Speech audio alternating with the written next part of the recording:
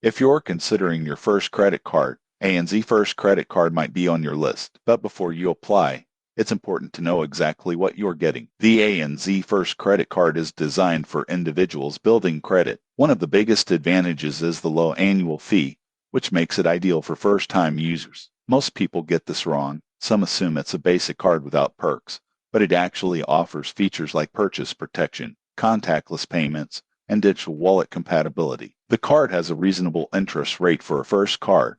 Those with all credit cards, paying off your balance in full each month avoids interest charges. It also includes access to ANZ's online banking and mobile app, making it easy to track spending, view statements, and manage payments. Rewards are limited, but the primary focus of this card is helping you establish a positive credit history. Responsible use can help improve your credit score, which is invaluable if you plan to apply for larger credit products in the future. The drawbacks include a modest credit limit, which might feel restrictive, and fewer perks compared to premium cards. But for a first card, simplicity and credit building are often more important than rewards. In conclusion, the ANZ First Credit Card is a solid choice for new credit users. It provides essential credit building features with a low fee and simple management tools. If you're starting your credit journey, it's worth considering. Subscribe for more credit card reviews to make informed choices before applying.